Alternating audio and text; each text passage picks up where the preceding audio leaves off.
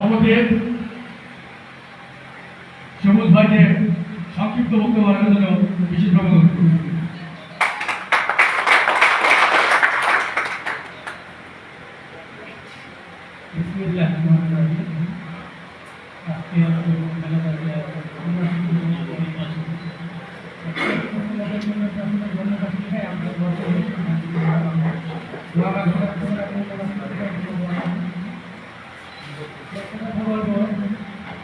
আজকে দীর্ঘ 15 বছর ধরে আমাদের দলের ক্লান্তি লগ্নে অসংখ্য মানুষ সময় দিতে টাকা থেকে উৎসাহ দিয়ে সব আমরা সময় দিয়েছি প্রত্যেকটা মিটিং মিছিলে আমরা সময় দিয়েছি, দেশে দেশে টাকা পাঠাইছি, এখানে নিজেরা ইন্ডিয়ান দেশে টাকা পাঠাইছি দেশের মাইন্ডের জন্য।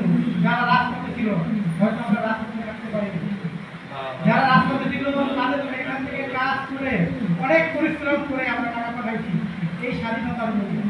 স্বাধীন হয়েছিল দেশ 1971 সালে পাকিস্তানের বিরুদ্ধে লড়াই করে। আবার সেই স্বাধীনতা আমরা দেখি নাই, আমরা স্বাধীনতা দেখেছি 2024 সালে। একটা মেসেজ দিব ওই সময় লুৎফুর রহমান বাবরের আজকে 15 বছর ধরে কারাবন্দী ছিল। 2021 সালে ওনার ফাঁসির কার্যকর রায় ঘোষণা করেছিল।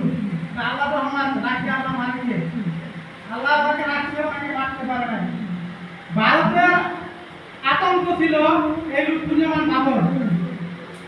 সেভেন সিস্টারসে একটা সংগঠন চলছিলেন, এই সেভেন সিস্টার সংগঠনের মূল হোতা ছিলেন লুৎফুজ্জামান বাবর। ইনশাআল্লাহ কিছুদিনের ভিতরে উনি মুক্তি পাবে এবং এই সেভেন সিস্টার কার্যকর করবে ইনশাআল্লাহ। ধন্যবাদ সবাইকে। ধন্যবাদ সবুজ ভাইকে। এবারে আমাদের মাঝে বক্তব্য রাখবেন মালয়েশিয়া যুব দলের অন্যতম নেতৃত্বদানকারী একজন সাকসেস বিজনেসম্যান। এই অল্প বয়সে প্রতিকৃতিকে যে কজন বিজনেসম্যান আছে তাদের ভিতরে অন্যতম। দলের সবসময় দেশে এবং মালয়েশিয়ার সবসময় সার্বিক সহযোগিতা, বুদ্ধি, চিন্তা, চেতনা কাজে লাগিয়ে যাচ্ছেন। বিএনপি পরিবারের নিবেদিত প্রাণ বিশিষ্ট ব্যবসায়ী, আজকের এই অনুষ্ঠানের বিশেষ অতিথি রাসেল রাজাকে বিশেষভাবে অনুরোধ করছি আজকের এই অনুষ্ঠানে।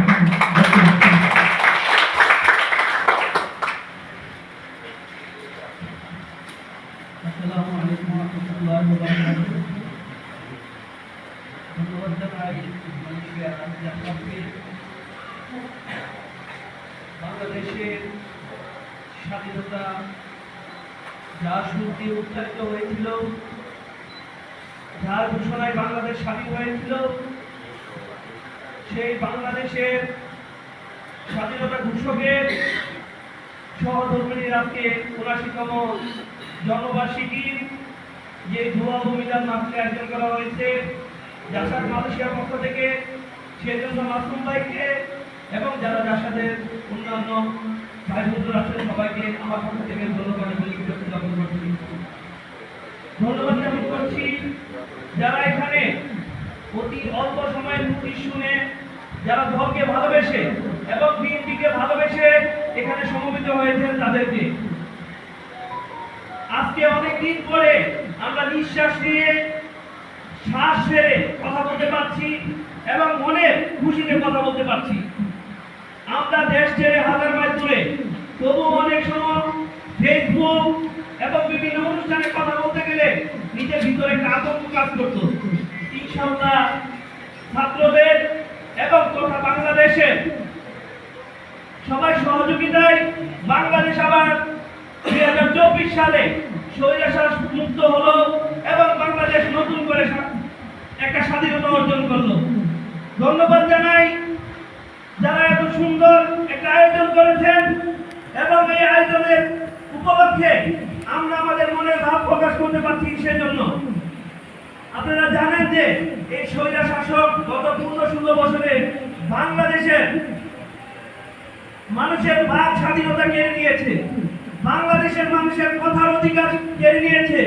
বাংলাদেশের মানুষের যে 1971 সালে 30 লক্ষ মানুষের জীবনে আত্মদানে দেশ স্বাধীন হয়েছিল, সেই স্বাদ কিন্তু আমরা পাইনি। কিন্তু ইনশাআল্লাহ 2024 সালে যেভাবে দেশ স্বাধীন হয়েছে, আমি মনে করি দুনিয়া যতদিন থাকবে, পৃথিবী যতদিন অখণ্ড থাকবে, ততদিন আমরা মনের স্বাধীনভাবে কথা বলতে পারবো। এবং ইনশাআল্লাহ আমি দোয়া করি, আপনারা দোয়া করবেন, যারা নাকি এই 2024 সালে বাংলাদেশ স্বাধীন করতে গিয়ে আত্মত্যাগ করেছে, তাদের রূহ আত্মার মাগফিরাত কামনা করি। সবাই দোয়া করি আল্লাহ যেন ওদেরকে জান্নাতের উচ্চ মর্যাদা দান করে। আজকে আমরা এখানে সমবেত হওয়ার অন্যতম কারণ হচ্ছে বেগম খালেদা জিয়ার ৭৯তম যে জন্মবার্ষিকী, তার জন্য আমরা দোয়া করব আল্লাহ যেন ওনাকে সুস্থ করে আবার বাংলাদেশে জাতীয়তাবাদী দলের সেই উচ্চ নিশানা উদয় হতে পারে এবং বাংলাদেশ যাতে আগামী দিনে বিএনপি সরকার প্রতিষ্ঠিত হতে পারে, সেজন্য আমরা মন ভরে দোয়া করব। সবার কাছে একটা রিকোয়েস্ট করবো, আমরা যখন বাংলাদেশে ছাত্ররা আন্দোলন করতেছিল, আমরা সবাই সোশ্যাল মিডিয়ার মাধ্যমে এবং বিভিন্ন অনুষ্ঠানের মাধ্যমে আমরা বলেছিলাম আমরা দূরপ্রবাসী থেকে স্বাধীনতা এই সংগ্রামে অংশগ্রহণ করতে পারবো। সেটা কিভাবে? আমরা বাংলাদেশের রেমিটেন্স পাঠাবো না। আমরা যখন রেমিটেন্স না পাঠাবো, বাংলাদেশ অর্থনীতি অনেকটাই ডুবে যাবে। আর সেই কথা রেখেছেন, সেজন্য সবাইকে অনেক অনেক ধন্যবাদ। এখন আমি আরেকটা রিকোয়েস্ট করব, এখন আমরা সবাই প্রতিজ্ঞাবদ্ধ ছিলাম যে বাংলাদেশ যখন স্বাধীন হবে, সেই বাংলাদেশ গড়ার দায়িত্ব আমরা নিব। সবাই রাজি আছেন তো? আমরা ব্যাংকে টাকা পাঠাবো, দেশ করবো ইনশাআল্লাহ। দোয়া করি সবাই ভালো থাকেন, সুস্থ থাকেন। ধন্যবাদ জানাই এত সুন্দর এখানে আয়োজন করার জন্য, ধন্যবাদ জানাই আমাকে এখানে ইনভাইট করার জন্য। আসসালামু আলাইকুম ওয়া রাহমাতুল্লাহি ওয়া বারাকাতুহু। বাংলাদেশ জাতীয়তাবাদী যুবদল জিন্দাবাদ, বাংলাদেশ জাতীয়তাবাদী জাসাদ দল জিন্দাবাদ, মালয়েশিয়া জাসাদ জিন্দাবাদ। আসসালামু আলাইকুম ওয়া রাহমাতুল্লাহি। ধন্যবাদ গঠনমূলক কথা বলার জন্য হাসান রানাকে। আমার বিশ্বাস আজকের এই হল থেকে এমন নেতৃত্ব মালয়েশিয়াতে তৈরি হবে যারা বিএনপিকে রিপ্রেজেন্ট করবে। আমাদের চিন্তা চেতনা হবে দলের এই ক্লান্তি লগ্নে আমাদের কোনো চাওয়া নেই, আপনাদের কোনো চাওয়া নেই। আজকের এই অনুষ্ঠানে আমার কিন্তু ওই মাঝখানে চেয়ারে বসে থাকার কথা ছিল। আমি চেয়ারের রাজনীতি কখনোই করি না এবং এটাকে সমর্থনও করি না, কারণ দল এই ক্রাইসিস মুহূর্তে আমি দলের জন্য আজকের এই অনুষ্ঠান আপনাদের সার্বিক সহযোগিতার নিয়ে যে সাকসেস করতে পারছি, এটাই আমার কাছে বড় পাওয়া। কারণ দলের এই ক্লান্তি লগ্নে সবসময় আমি চেয়েছি দলকে রিপ্রেজেন্ট করার জন্য, নিজে কিছু পাওয়ার জন্য না। তাই আজকের এই অনুষ্ঠানে এই হলের ভিতরে আমি জানি নটালি যুবদল, স্বেচ্ছাসেবক দল, জাসাস, এটা কোনো চিন্তা চেতনা আমাদের ভিতরে নেই। আগামীতে মালয়েশিয়া বিএনপির জন্য এই হলের ভিতর থেকে অনেক নেতৃত্ব দেবে, এটাই আমার প্রত্যাশা। মনে রাখতে হবে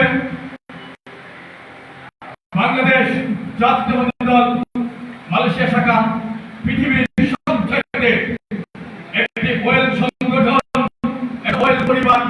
আজকে দেশটার তারেক রহমান সাহেব লন্ডনে আছে বলে লন্ডনের দিকে আমরা ফোকাস দিই। আসলে তারেক রহমান সাহেব লন্ডনে আছে বলে আজকে লন্ডন বিএনপির অনেক নেতাকর্মীদেরকে আমরা দেখতে পাই।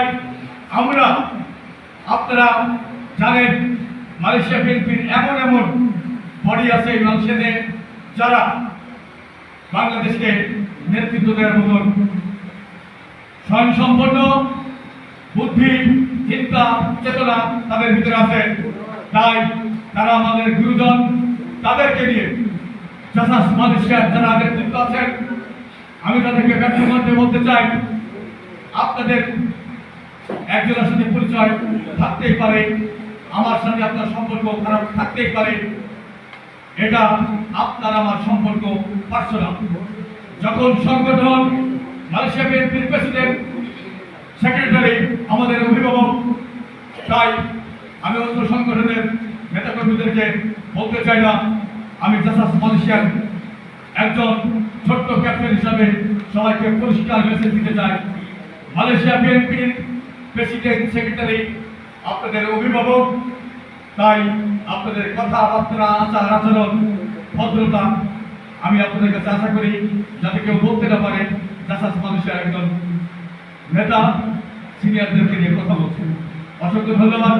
এবার আমাদের মাঝে বক্তব্য রাখবেন ক্লাং মহানগর বিএনপির বিপ্লবী সাংগঠনিক সম্পাদক, মালয়েশিয়া বিএনপির আগামী তরুণ নেতৃত্ব যদি আসেন, কারণ জনাব তারেক রহমান উনি সবসময় চাচ্ছেন যে তরুণ নেতৃত্ব আগামীতে নেতৃত্ব দেবেন। এবারে বক্তব্য রাখবেন ক্লাং মহানগর বিএনপির বিপ্লবী সাংগঠনিক সম্পাদক, বিশিষ্ট ব্যবসায়ী ইসমাইল ভাই।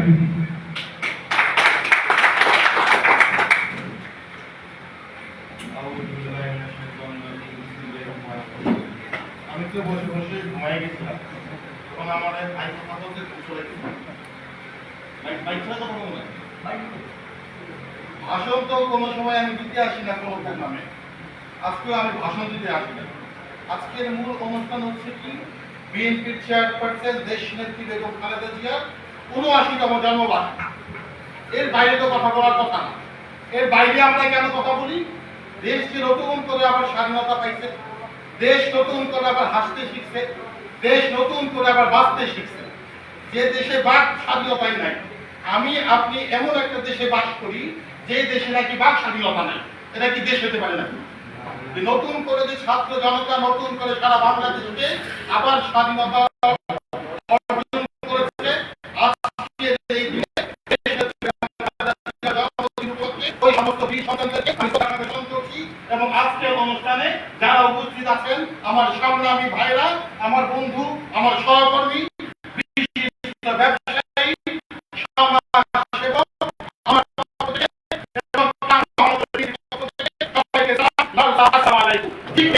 একইভাবে একে একে বাংলাদেশ নয়, বাংলাদেশকে সোনার বাংলাদেশকে আমরা হীরার বাংলাদেশ তৈরি করবো ইনশাআল্লাহ। সবসময় শান্তির পক্ষে কাজ করে আসছে, সন্ত্রাসীর বিরুদ্ধে দেশের পক্ষে, আলেমের পক্ষে, মসজিদ মাদ্রাসার পক্ষে কাজ করে আসছে। আপনারা খেয়াল করে দেখবেন, এশিয়া মহাদেশের মধ্যে সবচেয়ে বেশি শক্তিশালী দল কোনটা, সবচেয়ে বেশি জনপ্রিয় নেত্রী কোনটা? 1991 প্রথম মহিলা প্রধানমন্ত্রী, দেশ নেত্রী, তারুণ্যের অহংকার, স্বাধীনতার ঘোষক, চট্টগ্রাম কালুরঘাট বেতার কেন্দ্র থেকে যে নাকি স্বাধীনতার ডাক না দিলে আমি আজকে আপনি দেশ তো দূরের কথা মালয়েশিয়া হাতে পারতাম। তাহলে হবে একসঙ্গে সারা বাংলাদেশের মানুষ সহ সারা পৃথিবীতে বাংলা আনাচে কোনাচে যে সমস্ত বাঙালি ভাই বসে আছে, আমরা নতুন করে কলঙ্ক মুক্ত হয়েছি। সারা বাংলাদেশের মানুষ সহ বাংলাদেশ কলঙ্কের মধ্যে ছিল। এই দুঃখ দুর্দশা নিয়ে আমরা সইতে পারি নাই। আল্লাহ পাক যা করে ভালোই করে, 10 মিলে করি কাজ হারিয়ে যেতে না ইনশাআল্লাহ। শুধু শেখ হাসিনা নয় যে নাকি দেশকে ধ্বংস করতে যাবে, আমার আপনার বাক স্বাধীনতাকে ধ্বংস করতে যাবে। এইভাবে আমরা একে একে সমস্ত শত্রু মোকাবেলা করব, এই সোনার বাংলাদেশকে হীরার বাংলাদেশ তৈরি করব। সবাই রাজি আছেন কিনা? আমরা দেশকে ভালোবাসি, পক্ষে আমরা জাতীয়তাবাদী দলের পক্ষে, আমরা বিএনপির পক্ষে। ভালো থাকবেন সবাই, সুস্থ থাকবেন, এই আশা ব্যক্ত করে আমি ইসমাইল মজুমদার আপনাদের কাছ থেকে বিদায় নিচ্ছি। আবার দেখা হবে কোনো এক এরকম সামাজিক অনুষ্ঠানে। ধন্যবাদ জাসদের আহ্বায়ক, আমার সহকর্মী, আমার বন্ধু। আল্লাহ হাফেজ, আসসালামু আলাইকুম। বাংলাদেশ জিন্দাবাদ, বাংলাদেশ জিন্দাবাদ, দেশ নেত্রী বেগম খালেদা জিয়া জিন্দাবাদ।